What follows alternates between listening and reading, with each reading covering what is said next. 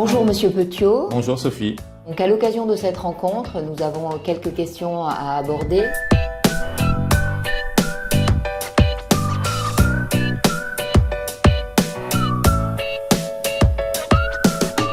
Comment se porte notre groupe à mi-parcours de cette année 2022?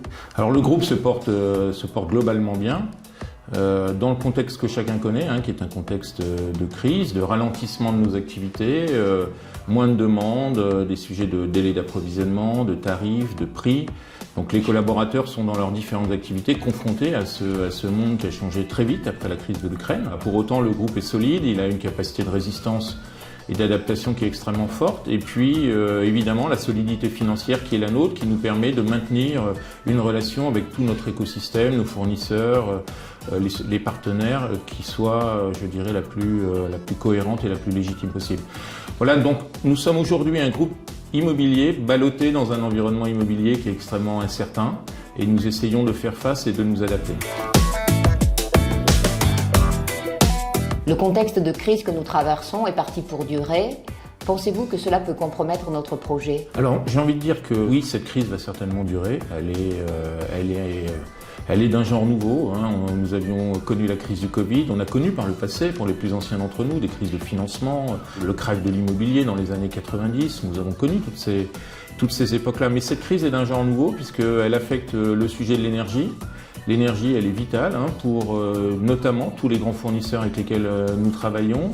Et puis beaucoup de circuits d'approvisionnement qui ont été, je dirais, interrompus, qu'il va falloir reconstituer. Donc c'est une crise dont tous les experts s'accordent à dire qu'elle va effectivement durer 1 an, 2 ans, peut-être plus. Et donc forcément, nous avons la nécessité, nous, de nous adapter. Alors, est-ce qu'elle affecte le projet? J'ai envie de dire oui et non, puisque dans le projet, nous avions déjà anticipé la nécessité de diversifier nos métiers, de développer le pôle promotion, aménageur, le pôle HLM, la foncière. Donc toute cette diversification que nous avons présentée aux administrateurs et qui a été validée par le passé, elle reste évidemment plus que jamais durable. Par contre, nous devons faire des choses qui n'étaient pas forcément prévues dans ce plan, diminuer nos charges. C'est un sujet très important. Nous vivons aujourd'hui avec un niveau de charge qui est trop important. Amplifier peut-être le développement, revenir à des niches et à des activités de produits et des marqueurs plus importants, la maison sociale, la maison abordable, la donne environnementale, tous ces sujets-là vers lesquels nous allions, mais trop doucement, nous allons essayer d'y aller plus vite. Une crise comme celle-là, c'est aussi une opportunité pour nous de prendre des décisions qui peut-être ne se seraient pas prises au même rythme ou pas dans les mêmes conditions. Donc, comme toujours, le genre humain étant ce qu'il est, les crises, c'est aussi une opportunité de s'adapter beaucoup plus vite. Quelles sont les principales adaptations que ce contexte va nous amener à adopter? Alors, assez simplement, j'ai envie de dire, on va essayer de marcher sur nos 2 pieds. D'abord, le projet de développement global du groupe sur tous ses métiers. Nous allons rester concurrentiels, nous allons rester compétitifs, nous allons rester des vrais challengers sur le marché et essayer de conquérir des parts de marché, de se mettre en conquête, etc. Le deuxième élément, c'est qu'il faut revenir à l'ADN de Procivis dans ce contexte. On sait que notamment on va devoir travailler une offre dans ce contexte où beaucoup de Français, beaucoup de nos concitoyens sont confrontés à des problèmes de pouvoir d'achat. Nous allons devoir nous aussi travailler des offres un peu plus abordables. Et puis enfin, on va amplifier le développement du groupe sur tous les métiers où on peut le faire. La promotion, l'aménagement, le lotissement. On va essayer de constituer plus rapidement une stratégie foncière plus agressive. On va se tester sur le développement sur les bureaux, sur le tertiaire. On va essayer également de regarder sur les territoires un peu plus récents, j'ai envie de dire, pour le groupe, comme la Vendée, sur Toulouse. Comment on peut, avec des organisations un peu plus efficientes, se développer également plus vite. Autrement dit, on va essayer de transformer cette contrainte de crise en un projet qui va marcher à la fois sur une jambe économie et parfois économie drastique parce qu'il va falloir faire un véritable effort et en même temps un projet de développement qui va faire qu'on va continuer de faire briller toutes les marques du groupe. Certaines filiales comme Maison Aquitaine ou IGCE rencontrent des difficultés. Allons-nous les conserver dans notre groupe? Alors effectivement, on a depuis plusieurs années un certain nombre de filiales qui sont de manière récurrente déficitaires dans le groupe. Et évidemment aussi, quand on est confronté au contexte de crise dans lequel nous sommes, c'est difficile de laisser perdurer des situations comme celle-là. Donc on a pris 2 décisions en réalité sur ces activités-là, sur Maison d'Aquitaine et sur IGCE. C'est d'abord de les conserver dans le groupe. Ça c'est important. Moi j'y tenais parce que je pense qu'il y a un avenir pour ces activités-là. Pour Maison d'Aquitaine évidemment c'est une marque identitaire qui est très appréciée des clients mais qu'il nous faut réorganiser, restructurer. Et puis sur IGCE, je dirais que normalement nous sommes au cœur de nos sujets, artisans, sous-traitants. Nous avons normalement internalisé un certain nombre de prestations qui devraient nous être très utiles. Malheureusement aujourd'hui, nous n'avons pas réussi à rentabiliser cette activité. Donc là aussi, nous avons décidé de conserver cette activité à l'intérieur du groupe. Par contre, nous allons faire un effort dans les 2 cas de réorganisation, de restructuration assez fort. Et nous allons mettre des leaders en place pour qu'ils puissent conduire ces projets de réorganisation.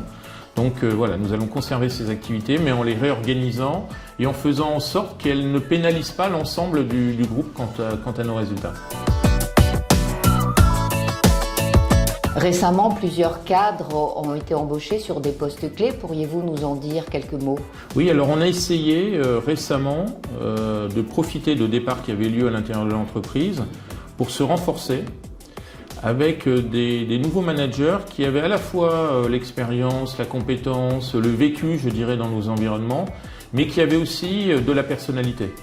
On ne passe pas une crise et des crises comme celle-là en étant complètement lisse. Il faut créer aussi une différence, une aspérité, un leadership dans nos entreprises. Vous m'avez souvent entendu le dire, on a un groupe qui est extrêmement puissant, mais qui manque un peu de leadership, d'entraînement, de capacité à gérer la transformation. Donc c'était l'idée des recrutements auxquels nous avons procédé. Régis Bousquet dans le pôle promotion, qui a amené avec lui tout le vécu promotion à l'intérieur de l'un de nos grands concurrents, qu'il a pratiqué pendant de nombreuses années. Anna Dana qui va structurer la démarche foncière à l'intérieur du pôle. Lionel Husson qui va réorganiser l'activité finance, qui est quand même une activité centrale dans nos activités, gérer au mieux les modèles économiques des différents métiers, affecter au mieux nos ressources, essayer de dégager la rentabilité chaque fois qu'on le peut. Nous avons également recruté quelqu'un de très intéressant dans le pôle RH qui s'appelle Cédric Mollard, qui va essayer, lui, de travailler sur toute la stratégie formation, les liens entre nous, la gestion de carrière et là encore, essayer de personnaliser la politique RH que nous allons pratiquer. Voilà, l'idée c'est ça, c'est d'allier de la compétence technique et de la personnalité, et on va essayer de faire en sorte que ces intégrations se passent le mieux possible. Et qu'elles viennent compléter les savoir-faire que nous avions déjà. La confirmation de Christelle Lampirava sur le pôle maison individuelle va-t-elle amener de nouvelles réformes dans notre réseau? C'est l'occasion qui m'est donnée de saluer le parcours incroyable de Christelle Lampirava dans nos activités et dans le groupe. C'est intéressant parce que c'est une femme qui se positionne au plus haut niveau de l'entreprise et qui va allier à la fois la fonction ressources humaines et la fonction maison individuelle. Elle a un parcours qui lui donne une légitimité très forte et puis elle s'est emparée, je dirais, de ces missions et de ces fonctions-là de manière très positive depuis quelques mois. Et cette légitimité métier est très importante évidemment dans le dialogue qu'elle va développer avec l'ensemble des marques du groupe, parce qu'il s'agit bien de fédérer l'ensemble des marques du groupe et de consommer cette fois-ci complètement la fusion sans laisser d'entreprises du groupe à côté du management global. Il s'agira aussi pour chacune de nos marques de retrouver un peu le fil rouge et son ADN d'origine. Voilà. On sait que forcément le marché, l'évolution des prix nous ont amené à prendre des positions qui font que nos maisons sont d'une extrême qualité, elles sont très appréciées pour ça. On a évidemment la notoriété d'un certain nombre de marques qui nous poussent à ça, mais en même temps ça peut se faire à un moment donné au détriment du marqueur que nous avions souhaité à l'origine. Donc le recentrage d'Ariane sur la démarche environnementale est engagé maintenant avec l'arrivée d'une jeune manager, Candice Fer, qui a pris le sujet à bras-le-corps. On est en train de retravailler avec Arnaud Plana le projet CH également, pour que CH continue, je dirais, sa dynamique de développement, sa dynamique de vente, mais en même temps reste fidèle à ses clients primo-accédants qu'il faut absolument réussir à capter à l'intérieur du groupe. C'est pour ça que nous travaillons également avec Arnaud à améliorer l'offre de financement. On s'est rapproché de la SACICAP, on va se rapprocher des grands réseaux mutualistes et on est en train de regarder comment on pourrait améliorer la manière de financer pour nos clients l'accès au financement sous toutes ses formes. Évidemment, la marque IGC, qui va également continuer d'évoluer avec sa stratégie, j'ai envie de dire innovante, mais innovante banalisée, puisqu'il s'agit pour nos clients de bénéficier de l'ensemble des prestations les plus qualitatives possibles. Et puis les marques du groupe Simi, Maison Aura, Maison d'Enfance, qui sont importantes aussi pour nous. Maison d'Enfance, vous savez que nous appartenons au réseau Maison d'Enfance, à une association dont Christelle d'ailleurs est administratrice. Et Maison d'Enfance est en train de tester une marque additionnelle qui s'appelle Ma Première Maison. Et là aussi, c'est un marqueur accession sociale assez fort que nous souhaitons développer. On voit bien que nous avons toutes les réponses à travers nos marques. À nous de faire en sorte qu'elles soient suffisamment différenciées pour que le client, lui, sache nous lire et sache trouver la prestation qu'il attend de notre part. Notre groupe va-t-il investir davantage sur les problématiques environnementales dans les années à venir? Alors oui, il n'est pas possible de ne pas envisager la réforme la plus profonde possible de nos métiers. On est confronté à ça. Nous allons devoir devenir un promoteur bas carbone. On va devoir être capable de construire des maisons individuelles référencées sur le marché comme étant le plus environnemental possible. On a aujourd'hui des marqueurs très forts dans le groupe. L'aventure Cradle to Cradle avec Ariane qui nous a donné une avance sur un certain nombre de nos concurrents. Et nous allons intégrer de manière plus globale cette démarche-là à l'intérieur d'Ariane. Le projet Naturae qui a été conduit par Immobilière Sud-Atlantique est extraordinaire et qui nous donne là aussi une posture, une avance innovante très importante, mais de manière globale. Bon, évidemment, au-delà de la RE 2020, nous allons maintenant être en permanence évalués, pas forcément que par les experts, mais aussi par les clients qui nous demandent plus de sens et plus de respect de notre environnement sur des activités dont on considère historiquement qu'elles sont parmi les plus polluantes. Donc on est obligé, et ça évidemment, ce marqueur-là, ça sera l'un des marqueurs forts du plan dans les 2 ou 3 années qui viennent. D'ailleurs, dès la présentation à Biriatou aux administrateurs du plan 2026, on avait posé ce marqueur-là. J'ai envie de dire, on aura 2 grands marqueurs dans les années qui viennent, le marqueur environnemental et le marqueur social. Et on devra essayer d'ajouter ces 2 axes-là à celui sur lequel nous sommes déjà très puissants, qui est le marché du libre, le marché concurrentiel, sur lequel on va garder et on va défendre évidemment nos positions. Alors que les problèmes de pouvoir d'achat sont de plus en plus importants, notre politique salariale va-t-elle évoluer? C'est un point qui est essentiel. On ne peut pas construire le projet de l'entreprise en considérant qu'un certain nombre de collaborateurs, soit parce qu'ils sont jeunes, soit parce qu'ils sont dans des fonctions administratives ou d'assistance, seraient pénalisés par notre politique salariale. Donc nous allons être hyper vigilants sur ce sujet-là dans les mois qui viennent. Nous avons déjà pratiqué plusieurs mesures de rattrapage il y a quelques temps, la prime bas salaire, la prime inflation.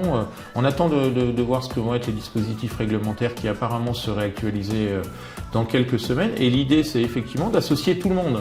Parce qu'évidemment, pour certaines fonctions, la crise se passe mieux que pour d'autres, parce que il y a des fixes qui sont plus élevés, il y a un système de variables qui a été posé avec le temps. Là, il s'agit d'être vigilant à ce que tout le monde soit évidemment associé au projet. Voilà, donc ça pourrait être également des discussions autour d'un accord d'intéressement, améliorer l'accord de participation. Par exemple, nous venons de décider de pratiquer une répartition égalitaire de la participation, alors que précédemment elle était répartie de manière proportionnelle au salaire. Ça n'a l'air de rien, mais évidemment ça profite aux plus bas salaires qui vont avoir une participation plus importante à proportion de ce qui est versé que les années précédentes. Nous allons essayer de travailler toute une série de micro-mesures pour améliorer ce sujet-là. On regarde y compris des sujets de logement, de transport, comment on pourrait aider nos jeunes collaborateurs notamment à se loger dans l'agglomération bordelaise ou demain en Vendée ou à Limoges ou à Poitiers pour les aider à s'installer parce qu'ils travaillent pour le groupe. Ça, c'est un sujet qui va être très important. En réalité, nos clients comme nos collaborateurs sont embarqués dans le même sujet. En même temps qu'on va devoir adapter notre offre pour les clients, on va devoir aussi faire en sorte que les plus jeunes qui sont dans le projet depuis moins longtemps s'y retrouvent quand même au niveau avantages sociaux.